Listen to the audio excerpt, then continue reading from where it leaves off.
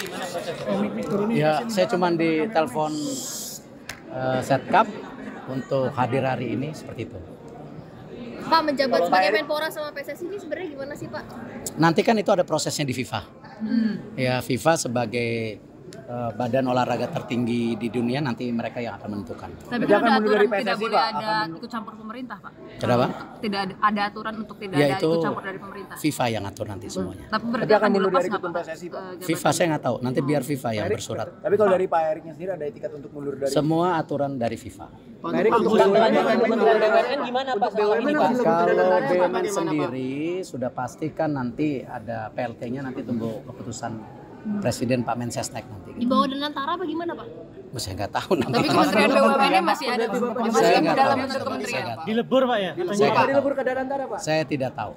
Pak, sebagai Menpora fokusnya gimana Pak? Ada SEA Games sama MotoGP terdekat. Ya, jadi nomor satu yang pasti saya mendapat penugasan oleh Bapak Presiden.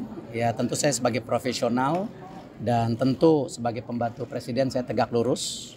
Di mana ini kadang-kadang orang lupa antara olahraga dan pemuda, padahal Menteri Pemuda dan Olahraga. Artinya kalau kita bicara pemuda itu ada 131 juta pemuda yang ke depan ini merupakan basis dari bangsa kita itu sendiri. Artinya pemuda ini ke depan harus kita bangun ya secara kapabilitas untuk bisa bersaing secara global ya, dan cinta tanah air, dan harus menjadi bagian untuk membangun bangsa kita ke depan. Itu yang pemuda.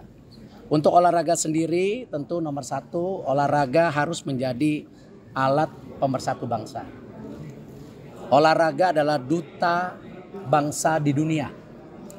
Artinya kita harus menaikkan marwah dan martabat kita dan kedikdayaan kita sebagai bangsa.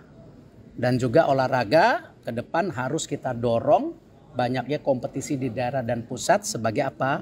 Juga pertumbuhan ekonomi dan pembukaan lapangan pekerjaan.